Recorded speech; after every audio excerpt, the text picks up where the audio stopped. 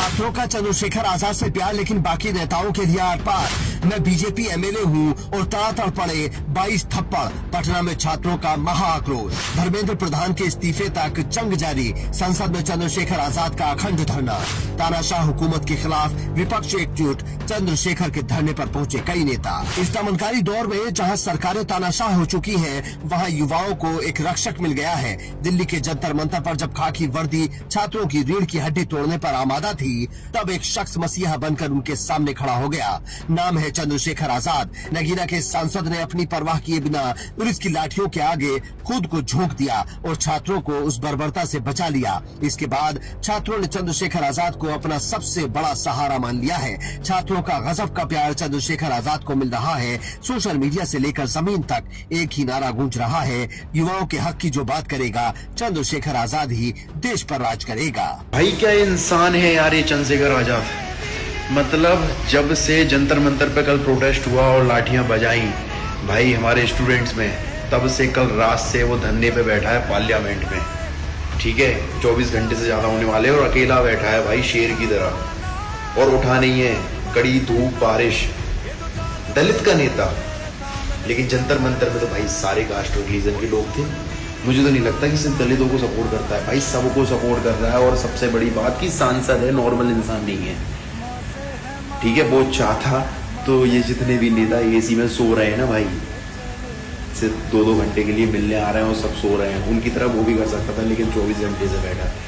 Big respect. सत्ता का घमंड जब युवाओं के सब्र का बांध तोड़ता है तो सड़कों पर कैसा गदर मचता है। इसकी सबसे खौफनाक और लाइव तस्वीर बिहार की राजधानी पटना से आई है।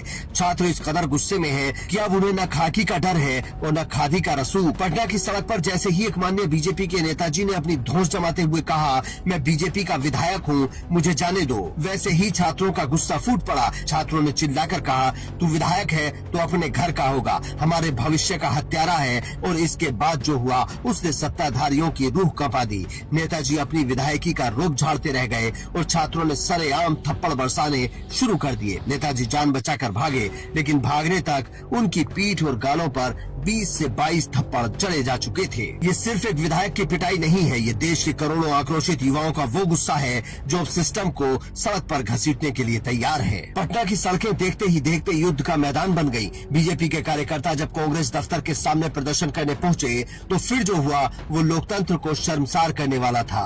दोनों तरफ से मर्यादा की धज्जियां उड़ गईं, जमकर लाठी डंडे चले, हवा में पत्थर तैरने लगे, सिर फूटे, चोटें लगी। लेकिन इस पूरे खेल के बीच सबसे शर्मनाक तस्वीर थी वो पुलिस जो 2 दिन पहले दिल्ली में शांतिप्रिय छात्रों पर शेरों की तरह टूट पड़ी थी। वही पुलिस पटना में नेताओं के लाठी और डंडे वाले खेल के सामने मेमना बनकर चुपचाप खड़ी रही। पुलिस तमाशा देखती रही और हुड़दंगी सड़क पर नंगा नाच करते रहे। साफ है कि इस देश में कानून सिर्फ गरीबों को डराने के लिए है, नेताओं के लठैतों के लिए नहीं। दूसरी ओर संसद परिसर में कई दिनों से चंद्रशेखर आजाद बाबा साहेब की मूर्ति के सामने धरने पर डटे हुए हैं और अब इस लड़ाई ने एक नया और प्रचंड मोड़ ले लिया है। चंद्रशेखर आजाद के समर्थन में कई नेता आ रहे हैं। आम आदमी पार्टी के फायरब्रांड राज्यसभा सांसद संजय सिंह भी घटना स्थल पर पहुंचे। संजय सिंह ने न सिर्फ चंद्रशेखर आजाद को गले लगाया बल्कि अपनी पार्टी का पूर्ण समर्थन उनके कदमों में डाल दिया। ये सिर्फ 2 बड़े नेताओं की मुलाकात नहीं है, ये इस देश के तानाशाह रवैये और अहंकारी हुकूमत के खिलाफ विपक्ष की उस एकजुटता का प्रतीक है जो सत्ता के सिंहासन को उखाड़ फेंकने का दम रखती है। चंद्रशेखर आजाद अकेले नहीं है, वो पूरी संसद का विपक्ष इस छात्र क्रांति के साथ खड़ा है। नमस्कार, जय हिंद, जय भीम। इस वक्त मेरे साथ आप देख रहे होंगे पिछले कई दिनों से संसद परिसर में दिन रात धरने पर बैठे हैं आजाद समाज पार्टी के राष्ट्रीय अध्यक्ष चंद्रशेखर आजाद जी, जो खुद नगीना से सांसद भी हैं। और इनकी मांग है कि छात्रों के साथ जो बर्बरता हुई, जो उनका आंदोलन चल रहा है, जो उनकी मांगे हैं, उसको सरकार सुने। लेकिन बहुत अफसोस की बात है कि इनसे बातचीत करने के लिए अब तक सरकार का न तो कोई मंत्री आया, न सरकार का कोई प्रतिनिधि आया, न इनकी बात सुनी जा रही है। यहाँ तक कि एक सांसद को संसद परिसर में शौचालय इस्तेमाल करने की इजाजत नहीं है। तो सड़क पर तानाशाही, सदन में तानाशाही, सदन के परिसर में तानाशाही, ये किस प्रकार की सरकार चल रही है? मुझे लगता है कि प्रधानमंत्री जी का जो गुरूर और अहंकार है वो इस देश की जनता तोड़ेगी। मैं पूरी तरह से चंद्रशेखर आजाद जी की मांगों का समर्थन करता हूँ और इस आंदोलन में इनके साथ हूँ। जय हिंद, इंकलाब जिंदाबाद, जय भीम।